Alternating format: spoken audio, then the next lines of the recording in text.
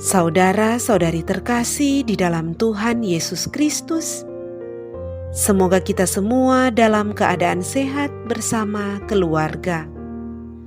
Saat ini marilah kita mendengarkan bacaan kitab suci dan renungan harian Minggu 26 September tahun 2021. Marilah berdoa. Dalam nama Bapa dan Putra dan Roh Kudus. Amin. Allah Bapa yang penuh kasih, pada saat ini kami akan membaca dan merenungkan firman-Mu. Kami mohon, bukalah hati kami, agar kami dapat hidup seturut dengan firman-Mu. Demi Kristus Tuhan dan pengantara kami. Amin. Bacaan pertama. Bacaan dari kitab Bilangan. Sekali peristiwa, turunlah Tuhan dalam awan dan berbicara kepada Musa. Kemudian diambilnya sebagian dari roh yang ada pada Musa, dan ditaruhnya atas ke-70 tua-tua Israel. Ketika roh itu hinggap pada mereka, penuhlah mereka dengan roh seperti nabi, tetapi sesudah itu tidak lagi. Pada waktu itu masih ada 2 orang tinggal di perkemahan. Yang seorang bernama Eldad, yang lain bernama Medad. Mereka itu termasuk orang-orang yang dicatat, tetapi mereka tidak turut pergi ke kemah. Ketika roh itu hinggap pada mereka, penuhlah mereka itu dengan roh seperti nabi di tempat perkemahan.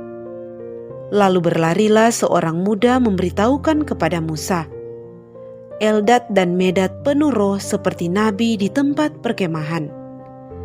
Maka menyautlah Yosua bin Nun, yang sejak mudanya menjadi abdi Musa, Tuanku Musa, cegahlah mereka. Tetapi Musa berkata kepadanya, apakah engkau giat mendukung diriku? Sekiranya seluruh umat Tuhan menjadi nabi, karena Tuhan memberikan roh-Nya kepada mereka. Demikianlah sabda Tuhan. Syukur kepada Allah. Bacaan kedua. Bacaan dari surat Rasul Yakobus.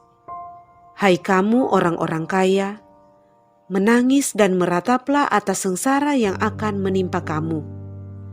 Kekayaanmu sudah membusuk, dan pakaianmu sudah dimakan ngengat. Emas dan perakmu sudah berkarat, dan karatnya akan menjadi kesaksian terhadap kamu, dan akan memakan dagingmu seperti api. Kamu telah mengumpulkan harta pada hari-hari yang sedang berakhir. Sesungguhnya telah terdengar teriakan besar, karena kamu telah menahan upah para buruh yang telah menuai hasil ladangmu. Dan keluhan mereka yang menyabit panenmu telah sampai ke telinga Tuhan semesta alam. Kamu telah hidup dalam kemewahan dan berfoya-foya di bumi. Kamu telah memuaskan hatimu sama seperti pada hari penyembelihan. Kamu telah menghukum, bahkan membunuh orang jujur, dan ia tidak dapat melawan kamu. Demikianlah sabda Tuhan. Syukur kepada Allah. Bacaan Injil. Inilah Injil Yesus Kristus menurut Markus. Dimuliakanlah Tuhan. Pada suatu hari, Yohanes berkata kepada Yesus, Guru, kami melihat seorang yang bukan pengikut kita mengusir setan demi nama-Mu. Lalu kami cegah orang itu, karena ia bukan pengikut kita. Tetapi Yesus berkata, jangan kamu cegah dia, sebab tak seorang pun yang telah mengadakan mujizat demi namaku dapat seketika itu juga mengumpat aku. Barang siapa tidak melawan kita, ia ada di pihak kita. Aku berkata kepadamu, sesungguhnya barang siapa memberi kamu minum secangkir air, oleh karena kamu adalah pengikut Kristus, ia tidak akan kehilangan ganjarannya. Barang siapa menyesatkan salah seorang dari anak-anak kecil yang percaya ini, Lebih baik baginya jika sebuah batu kilangan diikatkan pada lehernya, lalu dibuang ke dalam laut. Dan jika tanganmu menyesatkan engkau, penggalah, karena lebih baik bagimu dengan tangan terkudung masuk ke dalam hidup, daripada dengan utuh kedua belah tangan dibuang ke dalam neraka. Dan jika matamu menyesatkan engkau, cungkilah, karena lebih baik bagimu masuk ke dalam kerajaan Allah dengan bermata satu, daripada dengan bermata dua dicampakkan ke dalam neraka, di mana ulat-ulat bangkai tidak mati dan api tidak padam. Demikianlah Injil Tuhan. Terpujilah Kristus. Saudara-saudari terkasih di dalam Tuhan Yesus Kristus, renungan kita di saat ini diberi judul, Bagaimana seharusnya pengikut Kristus itu? Saudara-saudari terkasih, seorang pengikut Kristus sejati hidup membuka diri atas berbagai karya Tuhan. Ia hidup dalam semangat berbagi, seperti Kristus sendiri yang dipecah dan dibagi demi keselamatan semua orang. Namun demikian, ia juga harus menyadari bahwa kendati telah menjadi pengikut Kristus, ia tetap bisa menjadi batu sandungan bagi sesamanya, karena tingkah lakunya yang tidak baik. Mengusahakan diri untuk berada dalam kesadaran selalu baik, harus juga mengandalkan kemurahan Allah. Saudara-saudari terkasih, bertolak dari bacaan Injil hari ini, kita diajarkan bagaimana seharusnya menjadi pengikut Kristus itu. Bacaan Injil hari ini dimulai dengan pernyataan Yohanes yang berkata, "Guru, kami melihat seorang yang bukan pengikut kita mengusir setan demi namamu. Lalu kami cegah orang itu, karena ia bukan pengikut kita." Namun Yesus menjawab, "Tidak seorang pun yang telah mengadakan mujizat demi namaku dapat seketika itu juga mengumpat aku."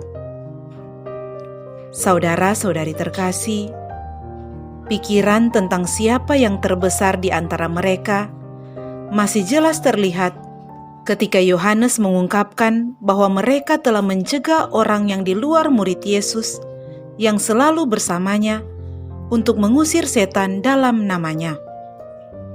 Anggapan murid-murid Tuhan Yesus bahwa mereka tidak memiliki hak untuk berbuat sesuatu atas nama Yesus, sementara mereka bukanlah bagian dari murid-murid yang selalu bersama Yesus.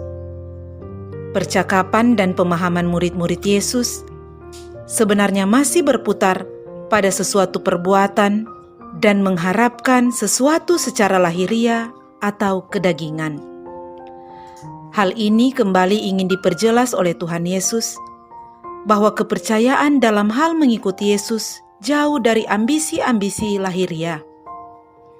Tetapi sebaliknya, bahwa pengikut Kristus itu memiliki hati untuk berbagi kebaikan kepada setiap orang, tanpa harus memandang siapa yang layak atau tidak layak untuk berbagi kebaikan. Hal ini jelas dipertegas oleh Tuhan Yesus, bahwa bagaimana kita sebagai pengikutnya itu selayaknya menyatakan kebaikan kepada orang lain, karena kita telah diikat dalam dan karena nama Yesus. Maka pengikut Kristus, supaya jangan menjadi batu sandungan bagi orang lain, dan menyingkirkan batu sandungan bagi diri sendiri. Tuhan Yesus ingin memberikan pemahaman yang lebih luas bagi kita tentang kehidupan para pengikutnya. Tuhan Yesus menegaskan bagaimana beratnya hukuman bagi orang yang menyesatkan orang lain, karena telah menjadi batu sandungan bagi orang lain, karena telah membuatnya jauh dari Tuhan. Begitu juga hukuman yang akan diterima seseorang yang karena mengikuti keinginan dagingnya sehingga meninggalkan perintah Tuhan. Saudara-saudari terkasih, hal yang pertama sebagai pengikut Kristus, seharusnya kita membuka diri untuk kebaikan. Tuhan Yesus mengharapkan bahwa orang yang telah percaya kepadanya untuk tidak sekali-kali menjadi penghalang bagi orang lain untuk percaya kepada Yesus hanya karena pikiran yang sempit dalam memahami perintah Tuhan. Orang Kristen itu harus terbuka menerima dan memberi kebaikan kepada orang lain. Pengikut Kristus akan memperlihatkan dirinya mudah untuk menyerap kebaikan dan lebih mudah lagi menyalurkan kebaikan. Kita sebagai pengikut Kristus dipacu untuk menjadi pelayan bagi sesamanya, bukan berpacu menjadi yang terbesar di antara sesamanya. Hal yang kedua, sebagai pengikut Kristus, seharusnya kita menutup diri untuk dosa. Tuhan Yesus menggambarkan bagaimana sebenarnya tangan, kaki, dan mata yang sangat rentan untuk jalur masuknya dosa dalam kehidupan kita. Pengikut Kristus harus mampu menguasai kehidupan dagingnya supaya tidak menjadi jalur masuknya dosa dalam diri. Keinginan daging dapat menjadi batu sandungan bagi diri sendiri. Jika tidak mampu untuk menguasainya, maka dosalah yang akan berkuasa atas diri kita. Itulah sebabnya Tuhan Yesus mengatakan dalam Injil hari ini, lebih baik memenggal dan mencungkil bagian tubuh yang melakukan dosa, sebelum dosa itu menjalar lebih jauh ke dalam seluruh tubuh. Saudara-saudari terkasih, melawan godaan dunia yang menyesatkan, melawan keinginan daging, adalah merupakan penderitaan yang harus dihadapi sebagai seorang pengikut Kristus. Namun itu hanya untuk sementara waktu, karena lebih baik bagi kita menderita karena menolak dosa masuk dalam hidup, daripada kita membiarkan dosa masuk dalam diri kita, yang berakibat kita kehilangan hidup untuk selama-lamanya. Marilah berdoa. Allah Bapa yang Maha Baik, jauhkanlah dan singkirkanlah kata-kata kami dari hal-hal yang kotor dan perbuatan kami dari hal-hal yang menyesatkan, agar kami menjadi berkat bagi sesama kami. Semoga demikian. Amin.